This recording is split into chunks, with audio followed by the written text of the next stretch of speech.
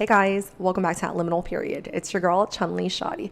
As mentioned, I wanted to break up this debate into two conversations, right? So we already saw part one. If you haven't done so already, please do check it out. In the first part, we got to hear them describe what does it mean to be a liberal, what does it mean to be a conservative, as well as how does social media and the media in general impact our culture.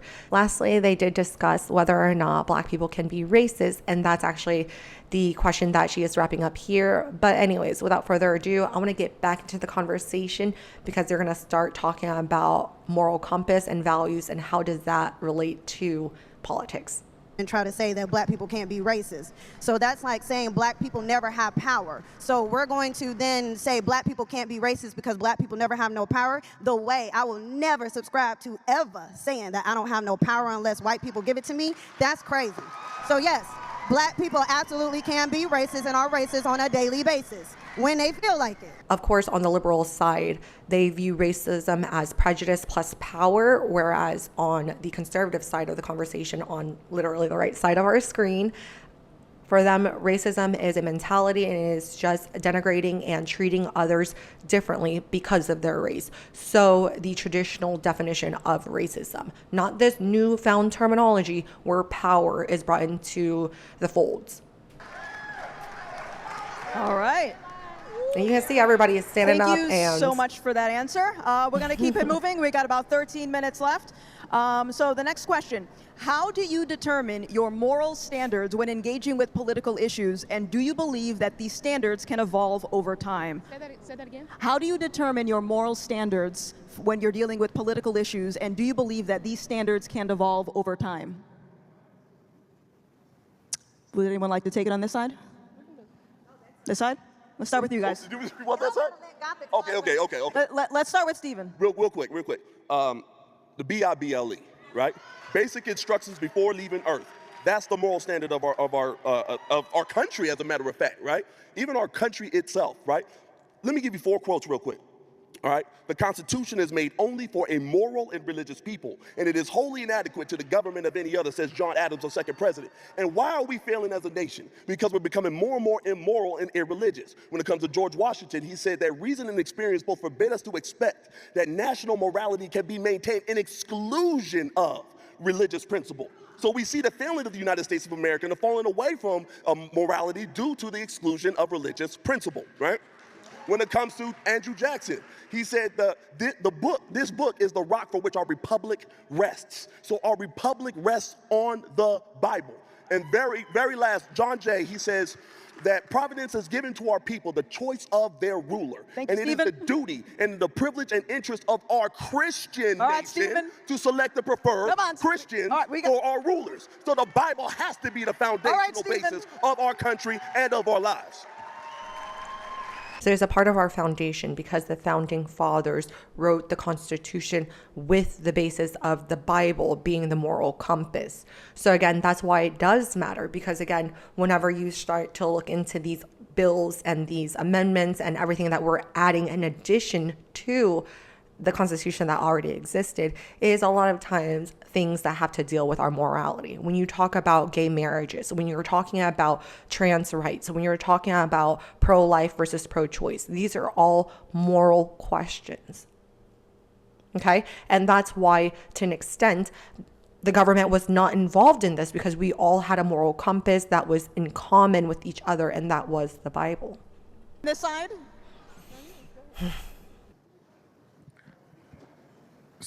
Do you want me to repeat it? Okay, where do you get your moral standards from when dealing with political issues, and do you believe that morality can change over time? Where do I get my personal moral standards from? Yeah. My community, where I was raised, my parents, and does that affect my political stance? Most definitely. I believe, like my brother said, I believe in morality. I believe in certain values and principles. So when we talk about that, we can't be contradictory to that and continue to support people who have been proven to be otherwise. So Donald Trump, 34 felonies just the other week. So, right? So now, do we believe in the law or we don't? Which is it? So it's always convenient to go against the law and say truth and justice when it's on one point, but when it's on the other, we Thank disregard. you, Steve Grimey. Thank you. I mean, Thank you, if appreciate that's it. if that's the case, then no, we wouldn't support any politicians in general, because as mentioned in other conversations, like we understand that politicians have something to gain. In most places, like if you think about it, where can you go into a job field where you're serving other people and you are a public servant and you become a millionaire? Okay, so that happens on the left and the right side of the aisle. So I really hate it when we start to talk about morals and values and then they apply it strictly to when it matters and is, again, like beneficial. So I think it's very hypocritical and ironic, but, neither here nor there. I appreciate his opinion. Would you like to answer? Sure. For me, it's an amalgamation of things. So it's my parental background, it's my grandparents, it's communal. Some of it has to do with my upbringing in the church and the fact that my father is a pastor. So it's not one thing, it's not one document. I think even when we're talking about the breadth of the Constitution, it has been expanded over the course of American history. So it started as one thing, and those expansion of rights happened as more and more people got involved in the process. So I don't think it should stay as one thing. I think just like the Bible is a living document, I believe the Constitution, it should be a living document. I think that the political standpoint and my moral standpoint are the same way. It can expand. As the Constitution and the bills and rights that she's talking about that are expanding, as more people are getting involved, it is, again, like I said, like these are all moral things that the laws are getting involved with. Thank you so much. Would you like to answer? Well, also for me, it's going to be the Bible, because the reason I would say that that shouldn't be something that evolves over time, especially when you're talking about the ever-changing ebbs and flows and the whims of people, because we are imperfect people. The Bible has to always, for me, be the standard, because when God says to study to show yourself approved, you can't do that and not put yourself in a box to where you can't be led astray. Because even the Bible talks about not being led by every wind of doctrine, which is basically what's happening right now, as Stephen said.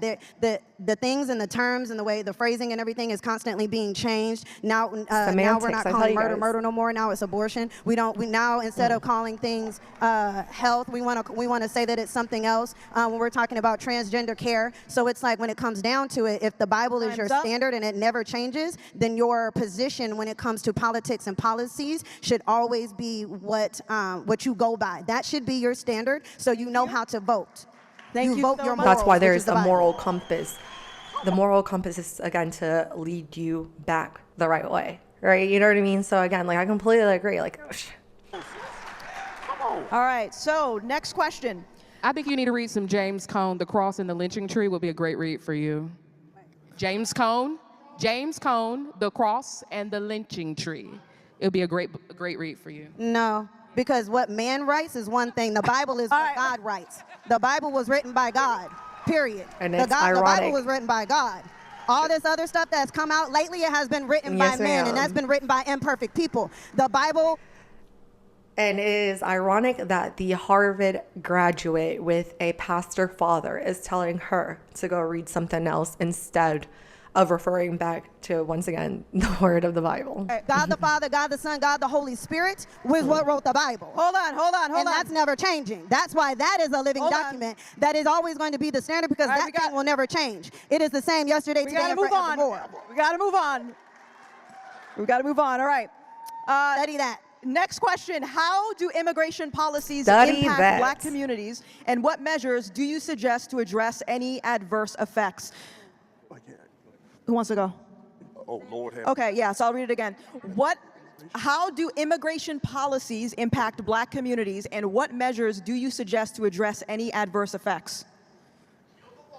Okay. I hope they bring up I'm gonna give it to this side first. black Grimy, do jobs. you I have hope an they bring answer? up that statement. Yeah, immigration policies affect the Black community just like it affects all of America.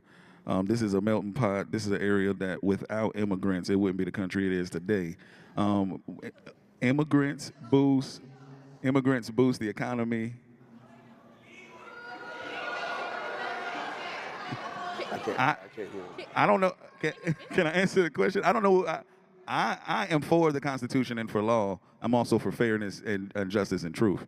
You know what I'm saying? So I didn't say We ain't just talking illegal. about immigration, I said no. immigration policy, and so Yeah, or the lack immigrants- thereof. It's the importation of foreign nationals, okay? It's the importation that this current administration is doing. It's the lowering of standards, lowering of protocols, not vetting the people who are crossing our borders, allowing everyone to come to America to seek a better opportunity, which again, not everyone in America has fully even figured out yet. Okay? They're coming into our country and saying that they're seeking asylum. Like, no. The immigrants that I know that did their due diligence to get over here the proper way. That's not the policies they're talking about. Yeah, we So all love immigrants. My views in that on sense. immigration have radically changed. It is a direct threat to the black community in terms of jobs. Okay, I'm glad you changed. I wonder why And you as changed. the granddaughter of a black immigrant that came from the Bahamas, my grandfather came to this country the proper way, okay? Enrolled enrolled as an adult in high school and actually went through high school so he could learn about the United States of America, and then got involved in his community and built houses and all sorts of kind of stuff. So in terms of what we need to be doing, And that's awesome. we need to be advocating for some... Get it out. I want to hear it. Get it out. 13 seconds. I'm not gonna say a wall, but we need some extreme measures. We need to take some extreme measures, and that needs to be, but wait, what can I, with all due respect, can I finish, please? We need to take some extreme measures, and I'm tired of people pointing fingers on both sides of the aisle and doing nothing about what's going on. Thank you. Hold up, though. Nah, we said immigrants, and y'all jumped down our throat. We're before we moving could on. finish our We're thought. moving on. That's fucked up. Okay, Stephen. I mean, I think it's very simple. You know, at the end of the day, we got to take care of our people. We got to take care of our citizens, and we're not doing that. We're putting people who do not belong here in front of American citizens, and I find that as a problem. And that's why I said there's When it comes plenty of to a people in father, America a that father have yet to who figure it brings home out a yet. check, he takes care of his family, and whatever's left over, whatever's whatever remnants he has, he takes care of the community. Same thing when it comes to a president, right? He's supposed to take care of his family, which is the United States of America, and whatever's left over, then he can start taking care of other countries and things of this nature, right? So we need to start taking care of American America citizens. We need to first. make sure, because at the end of the day, we know what it is. If That's what it someone just means. walked into your daggone home, you would be kind of pissed off. And if that person started taking resources away from your family, you'd be even more pissed off. So the very fact that there's people that don't care about illegal immigration and all of a sudden want to act like moralistic individuals while ignoring their responsibility of taking care of their families and taking care of their fellow citizens and brethren, that's a problem to me. Time's So up. I think we need to build that daggone wall. Let go. Lego. All right. I'm gonna throw out Chicago as the example for what happened with illegal immigration, because the very first thing that was done in Chicago was to push all of those children out of their schools, and they didn't do that in the nice suburban areas. They did that in the inner city communities. They did that in the inner city communities because they didn't care about those people. Push those children out of what was supposed to be their school to move illegals in just so they had somewhere to sleep, and then use city resources to feed them and clothe them, and then give them basically a stipend. So that's what they did. But then what the community did was they banded together. They stood up together against the very people that they voted in. So when we're talking about what we need to do our due diligence in vetting the people that we put into office to speak That is for our us, responsibility. to vote on our behalf, to come up with legislation on our behalf. We need to stop voting just by the color of our skin, because sometimes all skin folk ain't kinfolk. Time's up. Thank That's what you. we need to do. Thank you. And build a goddamn wall. Let go. Okay, so we've got probably time for one more question, so try to make it fast. I know it's very difficult, okay? This is another fun one. What is your stance on the concept of black privilege, and how do you perceive the notion of white privilege? What is your stance on the concept of black privilege, and what do you think of the notion of white privilege? All right, you guys go first. Well, the very fact that we have diversity, equity, and inclusion, and which is just failing up. That's all diversity, equity, and inclusion is. You know what I'm saying? So if I get first place, right, or if a white guy gets first place, and I get fourth place, right, and we're talking about a race, and I get the gold because simply I'm black. That's the very essence of me failing up, right? And diversity, equity, and inclusion, we understand what it is. That's actual black privilege, right? That's exactly what that is. It's designed for a specific color of skin to be able to get advancements over people, over your merit, because this is a meritocracy. America is a meritocracy. You earn your keep. I don't earn my keep by the color of my skin. I earn my keep by what it is that I do. So at the end of the day, that's black privilege. If you're able to get something that you didn't earn, that's privilege. Okay, and also I wanted to add, because he mentions failing up. And so it's like, it actually reminds me of a term, and it's actually ironic because I actually typically hear from the opposite side, but white mediocrity. Okay, whenever there are certain groups of people that say that, yeah, white people have a privilege of succeeding by being mediocre. Like, they don't have to be that great at singing. They don't have to be that great at dancing or this, that, or the other. They can do it a little two-step, like when Kylie did her little jiggle dance, you know? People went crazy, and that was just her being average and mediocre. So there are actually studies of how DEI can also negatively impact those that benefit from those advantages, right? Those privileges, because you might be the top percentile if you would have went to a school that was actually aligned with your skill sets, right? So for example, MIT. Do you think you often hear people say, well, affirmative action may be unfair, but it's helped a lot of people. You buy that? It may have helped some people, but on net balance, I don't believe it has. There's a marvelous study done showing that when they banned banned affirmative action in California, University of California system, blacks began to graduate at a much higher rate than before, graduate with much higher grade point average, graduated in subjects like math and engineering to a far greater extent than before, because now the students went to those particular parts of the university system that fitted their particular academic preparation, and they graduated. Before, you know, you could flunk out of Berkeley or UCLA, which does you no good. Now you can graduate from Davis or Santa Cruz and go on to a career. MIT has some of the brightest and most brilliant minds around the country. All the students go there are extremely phenomenally smart. Okay, when they lowered the standard and allowed higher acceptance rates of black students into it, those black students all of a sudden now who would have thrived at a UGA, who would have thrived at a state school, who would have thrived in a state school, who would have thrived in a university within their level of skill set, where they're competent and capable to do better and shine. Now they're actually in the bottom quarter percentile. Now they're actually struggling. Now they're actually struggling to keep up academically with the students that they have been placed around. Because again, were they smart? Absolutely. But are they on the same level as the competition around them? Outside of DI, there's a lot of different policies.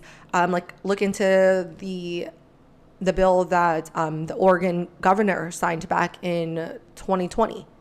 Okay, where they lowered the standards so that students graduating from high school are no longer required to be proficient in math, reading, or science. And when asked, that governor said it was in order to increase the graduation rates of black, brown, and Asian students. She didn't talk anything about white. So again, it is the soft bigotry of low expectation that is, I feel like, goes hand in hand with DEI. Because again, America should be a meritocracy, and yeah, and honestly, I'm not even like super tough on that. Like, I do think that there's a little bit of bend and a little bit of wiggle. Like, I just don't know exactly how do we assess the wealth privilege and how that translates into capabilities and skill sets. Thank you. Nicolette? The fact that people really believe that black people can't be racist is black privilege. The fact that you can't Refer back to part say one. if you are not black, the fact that you can't criticize a black person without getting called racist is black privilege. So again, when I say like the idea that black people don't have no power, that's wild, because we have a lot of power right now. All we got to do is say somebody was racist and we can have somebody fired. So that's what I'm gonna say with black privilege. But as far as white privilege, I've never known none, because I've never had a white person even be able to hold me down if they wanted to. So, all right. Thank you. Marie? I think we talk enough about That was white empowering. privilege. That was The empowering. last conversations I've had with my mother has been about black privilege, but our conversation has been more around how people who have moved out of the neighborhood have stopped advocating for changes in the community, and how when we move out into suburbs, or when we move up, or when we move into positions of leadership, that sometimes we get accustomed to being in an environment and forget to reach back for individuals to help them up, especially when it comes to young people. And what I'm seeing is that a lot of people in our communities are being left behind. And it's not because we don't have seats at the table. It's not because we're not in leadership. It's not because we don't have black dollars, but there is not enough black advocacy around how do we get resources back to the community to continue to uplift our people. Thank you. Thank you so much. And Grammy? whose responsibility is that? And again, this is an honest, genuine question. Whose responsibility is that for once you make it out to still be able to help and give back to the community that raised you? Whose responsibility is that? Is that the government's responsibility to dictate everyone what to do with their funds? Or is it the individual's responsibility? I'm just curious. And also, I have another question on what about those that made it out of the community despite the help and support from that community? For example, a Donald Glover, someone that was ostracized or black sheeped by the community because he was corny. Is he also responsible for reaching back in? And I think so, yes. Because I think whenever you reach back out, like, you're gonna be able to help out so many other young kids that are misguided and misled, you know, like their innocent minds. So I do think that that is a huge responsibility as well as a huge privilege to be able to do that. But I really do appreciate her answer in saying and admitting that it's not for the lack of seats at the table, it's not for the lack of money, it's not for the lack of power, but maybe for the lack of will of the individual. Chia, to me, black privilege is just that, the privilege of being black, having that melanin in your skin, having that ancestral DNA code. To me, to me, white privilege is the ability to not have some of the oppression from systems created by white supremacy. All right. I wish we had more time, but this concludes the debate. Did you guys enjoy it? Oh man, I really wish. Did you guys have fun? Because I definitely wanted him to Yeah. unpack Yeah, that last I enjoyed statement. All right, well, that works for me. My name is Gothic. We Thank need you more guys so much for points being in the here. Bible, but we'll go with. Nope, that was good. That was good. I've really enjoyed that conversation, and I was not expecting the conversation to be so heavily driven by the Bible, but at the same time, I think that's why I've mentioned it to you guys in the past. I think that there is such thing as being a black conservative, and I think a part of being a black conservative really does have to do with relying on the Bible, or at least understanding right from wrong, understanding what is good and what is evil, and how to treat our neighbors, and how to treat our family, and how to treat our friends. But anyways, I think there's just so much to learn, and I definitely wish that this debate lasted longer than 30 minutes. And as mentioned, I will definitely be trying to look into some of the speakers that contributed to this debate. But I've enjoyed this conversation. I hope you guys did too, and I look forward to speaking with you guys next time. Bye.